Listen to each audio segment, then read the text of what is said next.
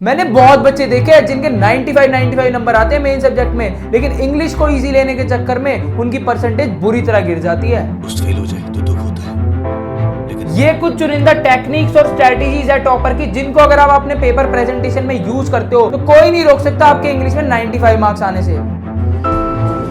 आपने मुझे पहचाना नहीं सर। इस बात से फर्क नहीं पड़ता कि एक स्टूडेंट ने कितनी पढ़ाई करी है, फर्क इस बात से पड़ता है कि एक स्टूडेंट कैसे लिख कर आ रहा है पेपर में। My name is Harsh and currently I am pursuing masters from Delhi Technological University और आज मैं आपके साथ शेयर करने वाला हूँ topper strategy for English exam, जिससे आपके 90 प्लस मार्क्स आ सकते हैं बोर्ड एग्जाम के अंदर अगर आप इन स्ट्रेटेजीज का यूज करते हो अपने पेपर को प्रेजेंट करने में। इंग्लिश के पेपर में मायने नहीं रखता आपने बहुत सारा पढ़ा है या आपने बहुत ही कम चीजें पढ़ी है, मैटर ये करेगा कि आप किस तरह से अपने पेपर में लिख कर आ रहे हो। जैसे कि मैं आपके साथ एक टॉपर स्ट्रेटेजी शेयर कर रहा हूं। सबसे पहले आपको कंप्लीट करना है जो आपका मेजर चंक है पेपर के अंदर, जो किसका होता है आपका राइटिंग सेक्शन, जैसे कि आपका letter writing, report writing, invitation writing, notice writing और लॉन्ग आंसर्स। अब यार ये क्यों बोल रहा हूं मैं, इसके दो रीजंस हैं। एक तो इसका हाई वेटेज होता है, सबसे पहले कर लोगे तो मेजर चंक आपका पेपर का खत्म हो जाएगा। दूसरा, इसमें आपकी जो गलतियों के चांसेस बहुत ही कम होते हैं। जैसे लेटर राइटिंग का फॉर्मेट होता है, इन्विटेशन का फॉर्मेट होता है, नोटिस का फॉर्मेट होता है, तो बीच में आपको 4-5 लाइनें लिखनी होती है नोटिस इन्विटेशन वगैरह में, तो आपको इजीली आप मैनेज कर लेते हो और इसमें बहुत ही कम नंबर आपके कटते हैं अगर आपको अच्छे से फॉर्मेट आता है। सेम लेटर राइटिंग का अगर आपको अच्छे से फॉर्मेट आता है आप इजीली कर लोगे। रिपोर्ट राइटिंग बच्चे लिख लेते हैं तो इसमें ज्यादा आपको दिक्कत नहीं आएगी। इसलिए जो सबसे पहले आपको अटेम्प्ट करना है ना, ये वाला पोर्शन अटेम्प्ट करना है, देन आपने लॉन्ग आंसर अटेम्प्ट करना है जो आपके लिटरेचर पोर्शन से आता है। और ये टॉपर की स्ट्रेटेजी है जिसके 95 मार्क्स आए थे, उसने यही फॉलो किया था। इसको कंप्लीट करने के बाद जो आपके शॉर्ट आंसर हैं या फिर जो कम वेटेज के आंसर्स है ना, उनको करना ताकि आपको थोड़ा रिलैक्स भी मिल जाए माइंड को, क्योंकि इतना सारा पोर्शन आप करोगे उसके बाद माइंड को भी रिलैक्स चाहिए। जिनका वेटेज कम है और जो शॉर्ट आंसर्स है ना, उनको इसके बाद आपने अटेम्प्ट करना है। अब आया हूं कि कैसे आपने अनसीन पैसेज अटेम्प्ट करना है। 80% स्टूडेंट अभी तक अनसीन पैसेज को गलत तरीके से अटेम्प्ट करते हैं।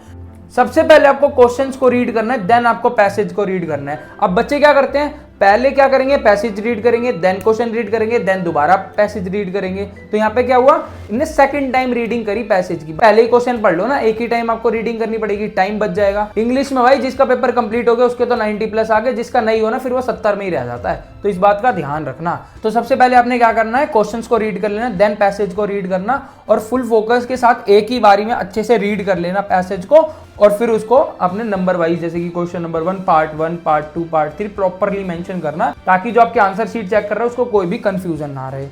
अब थर्ड है टाइम सेवर टेक्निक। इसमें क्या है, utilise 15 minutes to read the question paper, think about the pointers you want to note down those on margin of answer sheet. यार ये बहुत ही ज्यादा इंपॉर्टेंट पॉइंट है और इससे आपका बहुत ज्यादा टाइम भी सेफ होगा।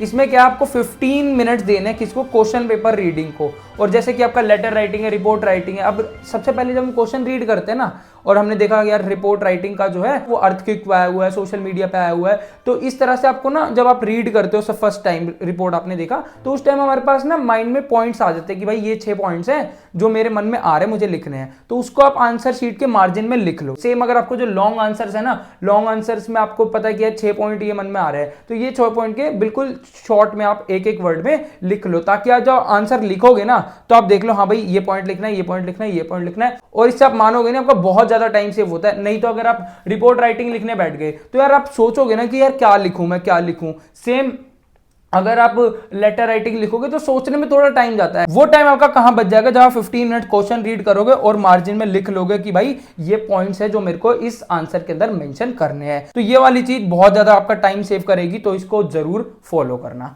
अब आ जाते हैं नेक्स्ट पे, keep your hand writing good at least for first 2 pages and last 2 pages. अब मैंने बहुत बच्चे देखे जो अपनी राइटिंग अच्छी लिखने के चक्कर में अपना पेपर कंप्लीट नहीं कर पाते, और यही सबसे बड़ी गलती हो जाती है, क्योंकि सारे साल आपको बताया जाता है कि भाई राइटिंग, और क्योंकि सारे साल आपको बताया जाता है कि भाई बोर्ड एग्जाम में अच्छी राइटिंग लिख के आना, अच्छे नंबर मिलते हैं, पर ये कोई नहीं बताता कि भाई ज्यादा अच्छी राइटिंग लिखने के चक्कर में अपना पेपर मत छोड़ के आ जाना। तो ये मैं आपको बताने वाला हूं। देखो, हैंड राइटिंग पहले 2 पेज में अच्छी रखने की कोशिश करो, लास्ट के 2 पेजेस में अच्छी रखने की कोशिश करो, बाकी जो बीच के पेजेस है ना उसमें डिसेंट रख लो, काम चल जाएगा। क्योंकि मेन इंपॉर्टेंट ये है कि आपको अपना पेपर कंप्लीट करना है। पेपर कंप्लीट करना आपकी मेन प्रायोरिटी होनी चाहिए, ना कि आपको राइटिंग पहले 2 पेज लास्ट 2 पेज में रखते हो, वो भी आपको उतने ही नंबर मिलेंगे, और आप सब में बहुत अच्छा लिख के आ रहे हो तो भी आपको उतने ही नंबर मिलेंगे। तो इस चीज को यार जरूर फॉलो करना ताकि आपका पेपर टाइम से कंप्लीट हो जाए। अब नेक्स्ट पॉइंट देखो, if you don't know about a question don't panic, something is better than nothing. ये बहुत इंपॉर्टेंट पॉइंट है भाई।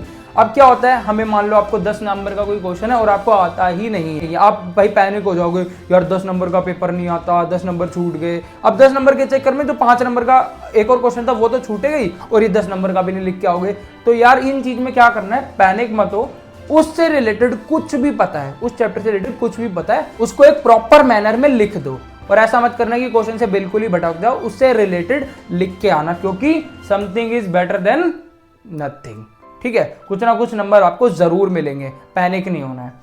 अब है next point, use pencil, blue sketch, pen, whatever allowed to underline important points, mark line when a question ends. अब ये बड़ा important point है यार। कुछ जैसे आर्टिकल के अंदर, आपके लेटर राइटिंग के अंदर या आपके लॉन्ग आंसर्स के अंदर इंपॉर्टेंट चीजें होती हैं, उसको आप पेंसिल से या फिर ब्लू स्केच से मार्क कर दो, अगर आप में ब्लू स्केच अलाउड है तो। उससे क्या होगा, आपका पेपर प्रेजेंटेबल लगेगा और आपको ज्यादा से ज्यादा नंबर मिलते हैं। और इस चीज का ध्यान रखना, सिर्फ इंपॉर्टेंट पॉइंट्स को ही मार्क करना, कहीं कोई चीज इंपॉर्टेंट नहीं है बस उसको आपने मार्क कर दिया तो फिर आपको नंबर मिलेंगे नहीं, आपके नंबर उससे कटेंगे। तो इंपॉर्टेंट चीजें ही उसको अंडरलाइन करना। दूसरा, हर एक क्वेश्चन के बाद आपने एक लाइन मार्क करनी है। अब नेक्स्ट पॉइंट देखो, जो कि काफी इंपॉर्टेंट है और बहुत सारे बच्चे अभी तक ये गलतियां करके आते हैं। तो भाई अगर आपको कोई चीज आपने गलत कर दी है तो उसको ऐसे ऐसे ऐसे करने की, काटने की जरूरत नहीं है। अगर आप एक सिंगल कट मारोगे तो भी वो कटाई दिखेगा, और अगर ऐसे काटोगे तो भी वो कटाई दिखेगा, लेकिन ये आपका गंदा लगेगा, पेपर प्रेजेंटेबल नहीं लगेगा। और ये आपका पेपर प्रेजेंटेबल लगेगा, ये पता भी नहीं चलेगा कि आपने काटा हुआ है। और मिनिमम आपको कटिंग करनी है, कटिंग ज्यादा नहीं करनी है। अगर आपकी गलती हो भी जाती है, जो अगर आप काटने लायक है तो इस तरह से आपने काटना है, ऐसे बिल्कुल भी मत काटना, वो पेपर बिल्कुल भी प्रेजेंटेबल नहीं होता। तो इस चीज का बड़ा अच्छे से ध्यान रखना है। अब लास्ट पॉइंट मैं आपको ये कहूंगा कि भाई पेपर में एंड तक बने रहना। कोई आंसर नहीं आता है तो उससे रिलेटेबल जरूर लिख के आना। यहाँ पे हम सीक्वेंस फॉलो नहीं कर रहे हैं, तो अब जो भी आंसर को लिखोगे, पार्ट्स को लिखोगे, प्रॉपर मेंशन करना कि भाई आंसर 2 का पार्ट 2 है, पार्ट 3 है, पार्ट 4 है। प्रॉपर तरीके से उसको मेंशन करके आना और पेपर को बढ़िया से प्रेजेंटेबल बना के आना। इन सब के फॉर्मेट देख ही लेना। डियर सर की वीडियोस आप फॉलो कर ही रहे होगे, तो जो आपके टीचर्स ने बताया उन चीज के भी यार इसके फॉर्मेट अच्छे से देख के जाना। तो यार मिलते हैं नेक्स्ट वीडियो में, तब तक के लिए फोड़ के आना। All the very best.